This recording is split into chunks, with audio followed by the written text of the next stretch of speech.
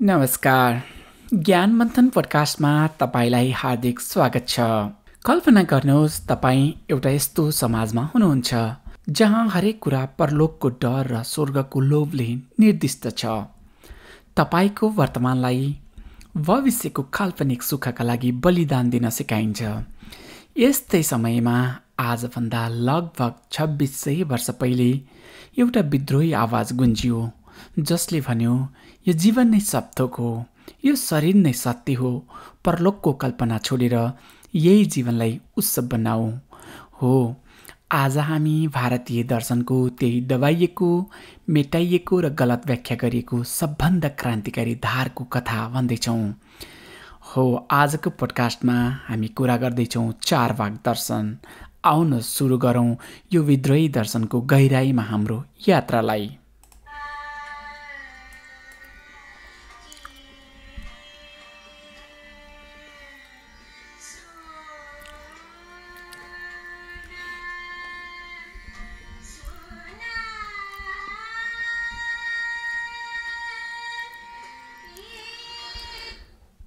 चारवाक दर्शनको कथा सुरु हुन्छ ईसाई पूर्व 6औं शताब्दीको भारतबाट। यो त्यो समय थियो जब समाज वैदिक कर्मकाण्ड र ब्राह्मणहरूको सर्वोच्चतामा जकडिएको थियो। मोक्ष र स्वर्गको लालचमा जटिल र खर्चिला यज्ञहरू हुन्थे जहाँ पशु बलि सामान्य थियो। धर्मको नाममा एक प्रकारको वैचारिक नियन्त्रण थियो जसले आम मानिसलाई परलोकको काल्पनिक डर देखाएर शोषण गर्थ्यो। यही पाखण्डी र कर्मकाण्डी व्यवस्थाको विरुद्धमा एक शक्तिशाली बौद्धिक विद्रोहको रूपमा चारवाक दर्शनको उदय भयो। यसले आम मानिस अर्थात् लोकलाई नै परलोकको बोझबाट मुक्त गराएर यही संसारको यथार्थमा ध्यान केन्द्रित गर्न आह्वान गर्यो। त्यसैले त यसलाई लोकायत अर्थात् आम मानिसहरूमा फैलिएको दर्शन पनि भनियो। यो दर्शनको नाम चारवाक कसरी रह्यो? चारु अर्थात् मिठो र वाक अर्थात् वचन, मिठो बोल्नेहरू। उनीहरूका कुरा आम मानिसहरूलाई सुन्नमा मिठो लाग्थ्यो किनभने उनीहरूले परम्पराको बोझबाट मुक्त भएर यही जीवनलाई सुखमय बनाउने सरल र सिधा कुरा गर्थे।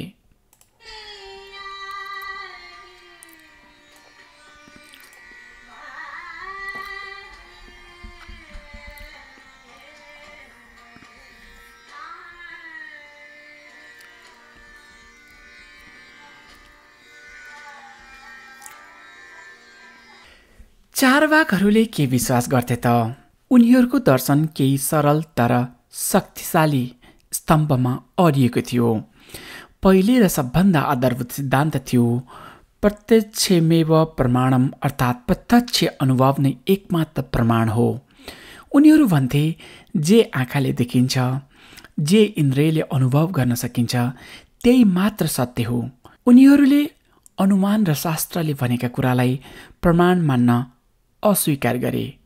उनीहरूको तर्क थियो ईश्वर, आत्मा, स्वर्ग वा नर्कलाई कसैले प्रत्यक्ष देखेको छैन, त्यसैले तिनीहरूको अस्तित्व छँदै छैन।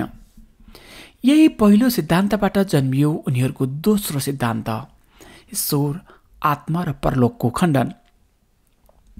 उनीहरूको अनुसार आत्मा कुनै अमर तत्त्व हुँदै होइन, बरु शरीरको एक गुण हो। यसलाई बुझाउन उनीहरूलाई एउटा सुन्दर उदाहरण दिन्थे। जसरी पान, सुपारी र चुनालाई छुट्टा छुट्टै खाँदा रातो रङ आउँदैन, तर सँगै चपाउँदा मुखमा रातो रङ आफै उत्पन्न हुन्छ। त्यसै गरी पृथ्वी, जल, अग्नि र वायु मिलेर बनेको शरीरमा चेतना आफै उत्पन्न हुन्छ र जब शरीर मर्छ चेतना पनि समाप्त हुन्छ। त्यसैले मृत्युपछि कुनै जीवन छँदै छैन। स्वर्ग, नर्क केवल धूर्त पुरोहितहरूले आफ्नो जीविका चलाउन बनाएका कल्पना मात्र हुन्। त्यस्तै गरेर तेस्रो सिद्धान्त थियो चार महाभूतको सिद्धान्त। उनीहरूले आकाशलाई तत्त्व मानेनन् किनकि यसलाई प्रत्यक्ष अनुभव गर्न सकिँदैन। उनीहरूका लागि संसार केवल पृथ्वी, जल, अग्नि र वायु यी चार तत्त्वबाट मात्र बनेको थियो। चौथो र सबभन्दा प्रसिद्ध अनि विवादास्पद घोषणा थियो सुख नै जीवनको परम लक्ष्य हो। यसलाई उनीहरूको एउटा श्लोकले प्रष्ट पार्दछ। याव जीवेते सुख जीवेते ऋण कृत्वा घृत पिबेते भस्मीभूषस्त देहस्स पुनरागमन कुन्त। अर्थात् जबसम्म बाँच्नुहुन्छ सुखले बाँच्नुहोस्, ऋण गरेरै भए पनि पौष्टिक भोजन घिउ खानुहोस्, किनकि एकपटक यो शरीर जलेर खरानी भएपछि फेरि कहाँ फर्केर आउँछ र।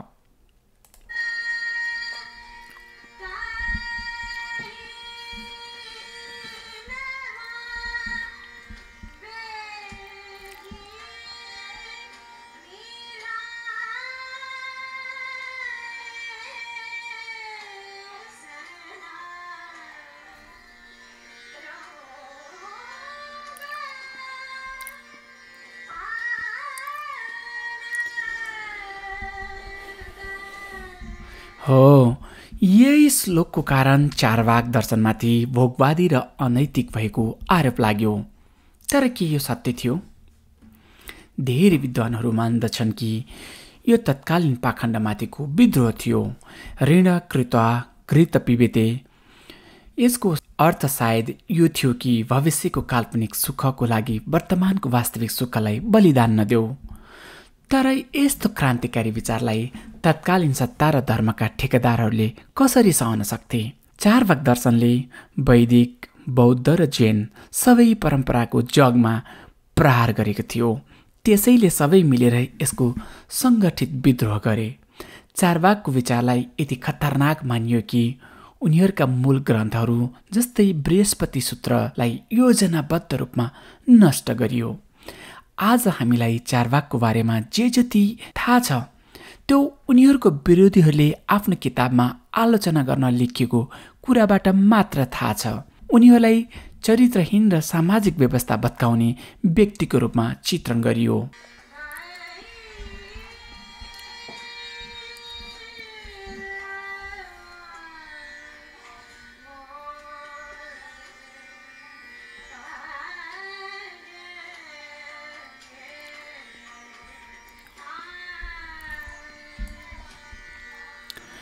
यसको दमनले भारतीय वैचारिक परम्परामा गहिरो असर पार्यो।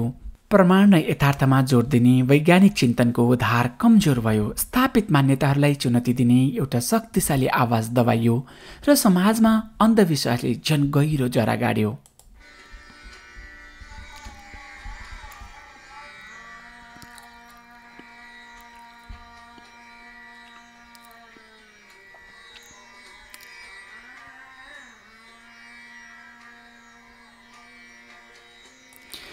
चारवाकको कथा यहाँ समाप्त हुँदैन।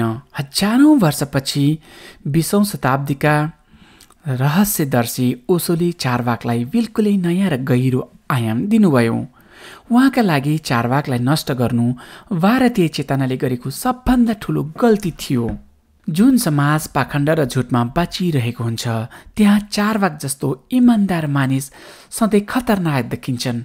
उसले त्यही मात्र भन्यो जुन उसले अनुभव गर्यो। ओशोको सबभन्दा मौलिक व्याख्या उहाँको जोरवा द बुद्धको अवधारणामा छ।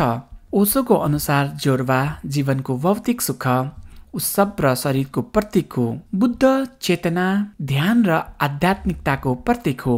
एक पूर्ण मानिस जोरवा द बुद्ध हो। चारवाक त्यही जोरवाको दर्शन हो। यसले शरीर र संसारलाई प्रेम गर्न सिकायो। ओशो भन्नुहुन्छ अध्यात्मको जग भौतिकवादमा हुनुपर्छ। जसले शरीरलाई प्रेम गर्न जान्दैन उसले आत्मालाई कसरी जान्न सक्छ? यसरी चारवाक अध्यात्मको विरोधी होइन, बरु अध्यात्मको पहिलो र अनिवार्य खुड्किलो हो। त्यस्तै गरेर ओशोले ऋण कृत्वा घृत पिबेतेको पनि क्रान्तिकारी अर्थ दिनुहुन्छ। घिउ पिउनु भनेको जीवनको रस लिनु हो, उत्सव मनाउनु हो र ऋण लिनु भनेको भोलिको चिन्तामा आजको आनन्द नत्याग्नु हो। यो वर्तमानमा बाँच्नेको गहन सूत्र हो। जब भारतले चारवाकलाई दबायो तब एउटा ठुलो पाखण्डको जन्म भयो। बाहिर त्यागको कुरा गर्ने तर भित्री भोकको कामना गर्ने। चारवाकलाई स्वीकार गरेको भए भारतमा स्वस्थ भौतिकवाद र स्वस्थ अध्यात्मको सन्तुलन हुन्थ्यो।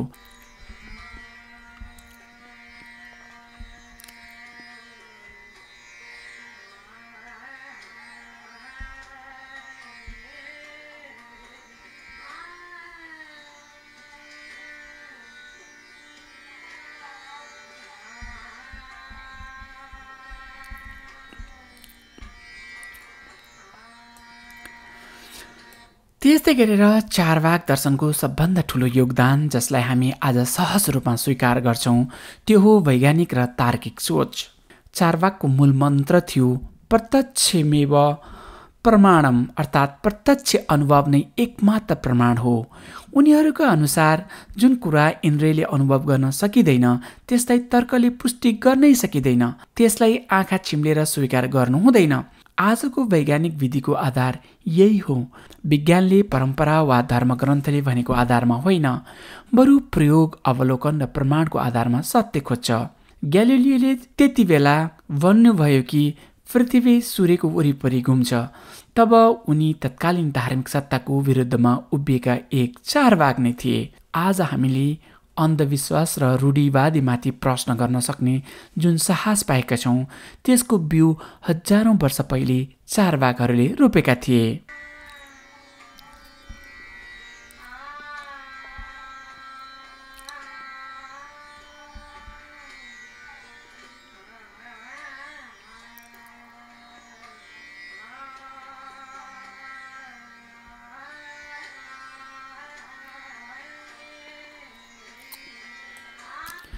त्यस्तै गरेर चारवाकले ईश्वर, स्वर्ग, नर्क जस्ता परलौकिक सत्तालाई अस्वीकार गरेर सम्पूर्ण ध्यान मानव र उसको यही जीवनको सुखमा केन्द्रित गरे। उनीहरूका लागि धर्म मानिसको भलाइका लागि हुनुपर्थ्यो, मानिस धर्मका लागि होइन। आजको धर्मनिरपेक्ष राज्य र मानव अधिकारको अवधारणाको दार्शनिक जग यही विचारमा भेटिन्छ, जहाँ कुनै पारलौकिक सत्ताभन्दा मानवीय मूल्य र सुखलाई प्राथमिकता दिइन्छ।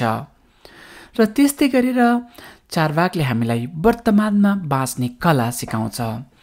उनीहरूको याव जीविते सुख जीविते, जबसम्म बाँच्छौ सुखले बाँच भन्ने सूत्रलाई आजको माइन्डफुलनेस र लिभिङ इन द मोमेन्टको अवधारणासँग जोडेर हेर्न सकिन्छ। भविष्यको काल्पनिक चिन्ता र विगतको पश्चातापमा डुब्नुभन्दा वर्तमान क्षणको उत्सव मनाउन नै जीवनको सार्थकता हो भन्ने सन्देश चारवाकको हो।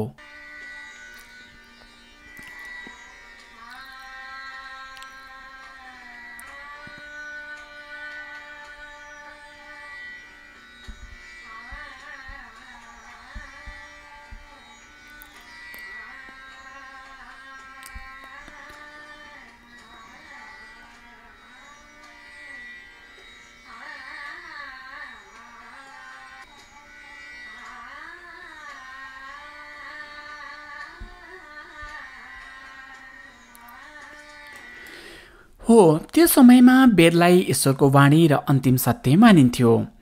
यज्ञमा हुने पशुबलि र जटिल कर्मकाण्डलाई मोक्षको बाटो भनिन्थ्यो। चारवाक र बुद्ध दुवैले यसलाई ठाडै अस्वीकार गरे। चारवाकले भने वेद धूर्तहरूको रचना हो, बुद्धले भने यज्ञमा पशु मारेर कसैले पुण्य कमाउन सक्दैन। बाहिरी कर्मकाण्डले होइन, भित्री शुद्धताले मात्र मुक्ति सम्भव छ। यसरी दुवैले परम्परागत धार्मिक पाखण्डको जग भत्काउने काम गरे। चारवाक कट्टर नास्तिक थिए।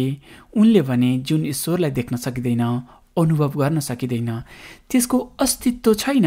बुद्ध ईश्वरको विषयमा मौन थिए। उनी भन्थे ईश्वर छ कि छैन भन्ने बहस बेकार हो। यो प्रश्न तिम्रो दुःख हटाउनको लागि सहयोगी छैन। यदि तिम्रो शरीरमा काँडा बिजेको छ भने काँडा कसले बनायो भनेर खोज्ने कि काँडा निकाल्ने, दुवैको निष्कर्ष एउटै थियो। उनीहरूको दर्शनलाई ईश्वरको आवश्यकता थिँदै थिएन। यो उनीहरूको सबभन्दा गहिरो दार्शनिक समानता हो। वैदिक परम्परा एक अमर, स्थायी र अपरिवर्तनशील आत्माको कुरा गर्थ्यो। चारवाक भन्नुहुन्थ्यो आत्मा भन्ने कुनै छुट्टै तत्त्व छँदै छैन। चेतना शरीरका 4 तत्त्व मिलेर उत्पन्न हुने एक गुण मात्र हो जुन मृत्युसँगै समाप्त हुन्छ। त्यस्तै गरेर बुद्धले अनात्मवादको सिद्धान्त दिए। उनले भने जसलाई तिमी म वा आत्मा भन्छौ त्यो केवल 5 स्कन्द रूप, वेदना, संज्ञा, संस्कार र विज्ञानको अस्थायी संयोग मात्र हो। त्यहाँ कुनै स्थायी म छैन। दुवैले हिन्दू दर्शनको आत्माको अवधारणालाई अस्वीकार गरे, यद्यपि उनीहरूको व्याख्या फरक थियो।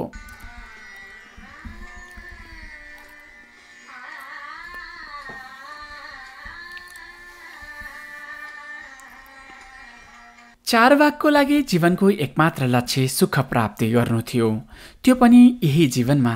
उनको दर्शन जीवन स्वीकारमा आधारित थियो। तर बुद्धका लागि जीवनको सुरुवात नै दुःखको बोधबाट हुन्छ भन्ने थियो। उनको सम्पूर्ण दर्शन दुःखको कारण र दुःखको निवारणमा केन्द्रित छ। चारवाकले संसारलाई उत्सव माने भने बुद्धले संसारलाई दुःखको सागर माने।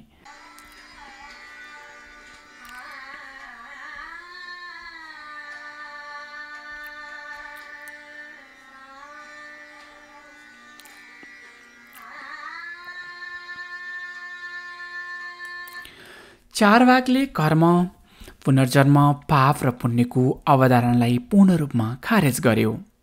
यसले गर्दा उनीहरूको दर्शनमा एक बलियो नैतिक आधारको अभाव देखियो, जसले गर्दा उनीहरूमाथि अनैतिक भएको आरोप लाग्यो।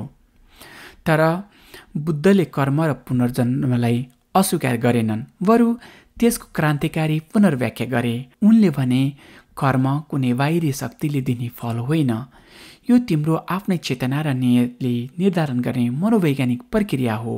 यही कर्मको सिद्धान्तले उनको दर्शनमा एक शक्तिशाली नैतिक र मनोवैज्ञानिक आधार तयार गर्यो।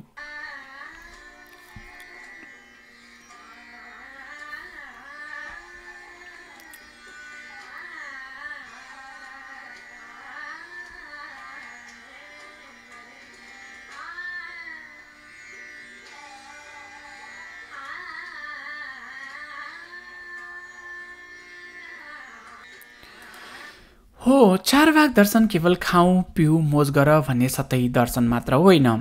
यो प्रश्न गर्ने, शङ्का गर्ने र प्रमाण खोज्ने दर्शन हो, जसले हामीलाई अन्धविश्वासमा होइन, आफ्नो विवेक र अनुभवमा विश्वास गर्न सिकाउँछ। यो जीवन अमूल्य छ, यसलाई अर्थपूर्ण र सुखमय बनाउने जिम्मा तपाईँ आफ्नो हो। यही चारवाकको अन्तिम र सबभन्दा शक्तिशाली सन्देश हो। ज्ञान मन्थनको आजको अङ्क यहीँ समाप्त हुन्छ। चारवाकको यो विद्रोही कथाबारे तपाईँको के विचार छ? कमेन्ट अवश्य लेख्नुहोला। अर्को अङ्कमा फेरि नयाँ विषयका साथ भेटौँला। तबसम्मका लागि सोच्दै गर्नुहोस्, प्रश्न गर्दै गर्नुहोस्। नमस्कार।